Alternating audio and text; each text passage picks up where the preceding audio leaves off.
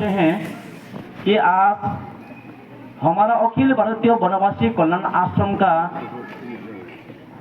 स्थापना दिवस और साथ ही साथ जिन्होंने इस कल्याण आश्रम को स्थापना की ऐसे ही महान भाव परम श्रद्धेय स्वर्गीय रमाकांत केशव देशपांडे जी का जन्म दिवस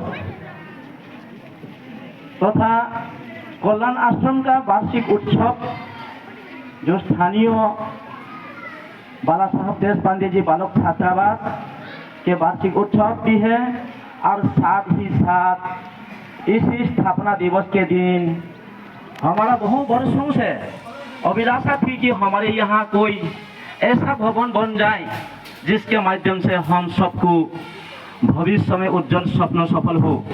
ऐसे ही हमारा कल्याण आश्रम का दिव्य भवन एवं बहुत ही आदर्श भवन बनने वाले हैं, उसका आज शिलान्यास भी हम लोगों ने सवेरे किया, जिसके कारण से हम सब बहुत ही आनंदित होकर के उत्साह पूर्वक आज हम सभी लोग यहाँ पर आए हैं। इसी कार्य को सफल बनाने के लिए हम सबको मार्गदर्शन करने के लिए हमारे अखिल भारतीय वनवासी कल्याण आश्रम की ओर से त्रिस्तरीय अधिकारी जो अखिल भारतीय स्तर के जो अधिकारी, दक्षिण ईशान्य क्षेत्रीय स्तर के जो अधिकारी एवं प्रांतीय स्तर के अधिकारी तीनों एक साथ हम लोगों को आज मार्गदर्शन करने के लिए उपस्थित हुए हैं। इससे ज्यादा हमारे लिए गौरव की बात और क्या हो सकता है। हम बहुत ही आनंद के साथ और गर्व के साथ कहता हूँ कि मैं वनवासी हूँ। वनवासी होते हुए भी हम सब वनवासी को एकजुटता, शांति और समरसता बना करके और हम सबको यहाँ पर शिक्षा, संस्कार और शांति सुरक्षा देते हुए अखिल भारतीय वनवासी कल्याण आश्रम सन 1952 से लेकर के आज तक वनवासी समुदाय के लिए सक्रिय कार्य करते आए हैं। और उसी कल्याण आश्रम के मैं भूतपूर्व विद्यार्थी होने के नाते भी बहुत ही गर्व के साथ मैं कहता हूँ कि मैं कल्याण आश्रम का विद्यार्थी हो करके जो आज दो शब्द बोलने लायक जो हमको योग्य बनाया वो ये अखिल भारतीय वनवासी कल्याण आश्रम है, जो कानपुर छात्रावास जो कि हमारा भगवान बिरसा मुंडा के नाम से बनाया गया है। बिरसा मुंडा वनवासी छात्रावास करके उसी छात्रावास का मैं भूतपूर्व विद्यार्थी हूँ।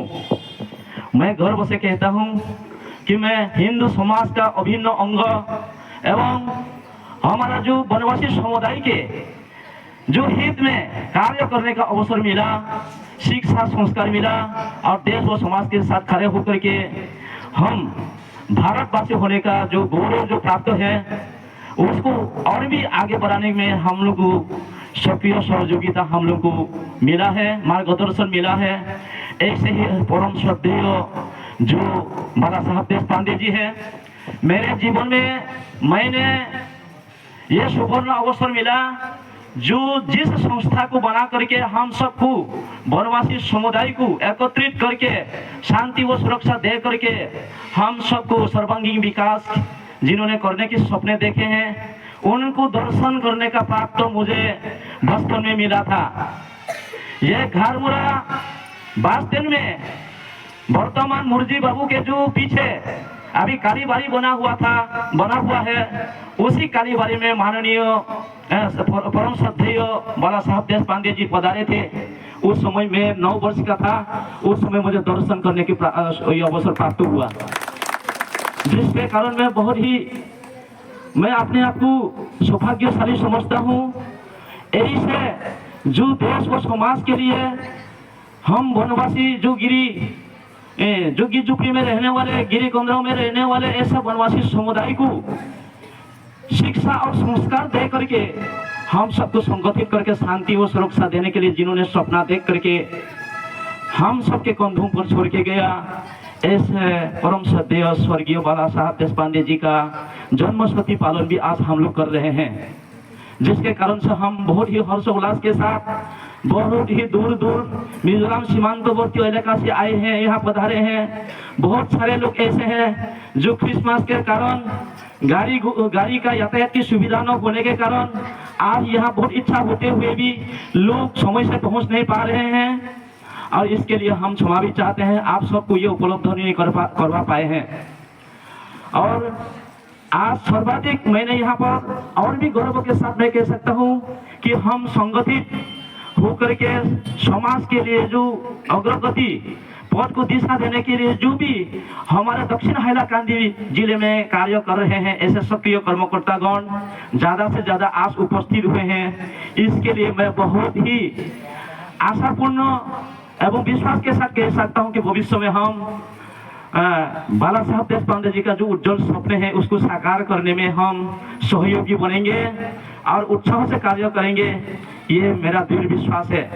क्योंकि हमारे जो चौधरी समाज जो न्याय विभाग है एवं जो यंग एसोसिएशन जो युवा पीढ़ी को जो दिशा दे रहे हैं, मार्गदर्शन कर रहे हैं, ऐसे यंग एसोसिएशन जो हमारे सामने त्रिमूर्ति खड़े हैं, ये भी यंग एसोसिएशन का ही कर्मकर्ता है। ये बीचों बीच में जो हमारा वीडियो ले रहे हैं माननीय चोवेंद्र रियांग, ये हिल्स रीजन जो साताचूरा पहाड़ 7 गांव का रीजनल प्रेसिडेंट है माननीय चोवेंद्र रियांग। एक बार उनको ताली बजा करके उनको सम्मान करें। तो ऐसे ही हमारा जो पब्लिक इंफॉर्मेशन हमारा गणेश्वरिया एवं हमारा हवाईथान कल्याण आश्रम का भी भूतपूर्व विद्यार्थी हैं। यह हमारा यंग एसोसिएशन का पब्लिक इंफॉर्मेशन है और श्रद्धा जागरण केंद्र का भी दायित्व इनके पास है। और इधर दाइना में खड़े हुए हैं माननीय प्रसेनजीत याक्सो, उन्होंने भी श्रद्धा जागरण केंद्र का काम कर रहे हैं। ऐसे सक्रिय कार्यकर्ता हमारे बीच में आज बहुत सारे लोग पधारे हैं, जिसके कारण से मैं बहुत गर्व के साथ कहता हूं कि हम भविष्य में कुछ कर सकेंगे। ऐसा उज्जवल सपने जो हमने लेकर के कल्याण आश्रम के अभिन्न अंग के रूप में हमारा जो संस्था रियांग समाज में खड़ा करने के लिए विभिन्न धर्म संप्रदाय से जो हमारे रियांग समाज पर जो तरह तरह की धर्मांतरित करने का जो चलाया गया है, उससे रक्षा करने हेतु से हमारा ब्रू पीपल्स फोरम यहाँ पर बनाया गया। उसी मातृ संगठन के माध्यम से आज जितने भी कल्याण आश्रम एवं यंग एसोसिएशन चौधरी में जो भी कार्य कर रहे हैं, वो हमारा ब्रू पीपल्स फोरम के ही मार्गदर्शक एवं ब्रू पीपल्स का अभिन्न सक्रिय कार्यकर्ता है। और हमारा जो स्थानीय जो समस्या है उसको भी थोड़ा सा मैं सबके सामने उत्थापन करना चाहूंगा, सबके सामने रखना चाहूंगा।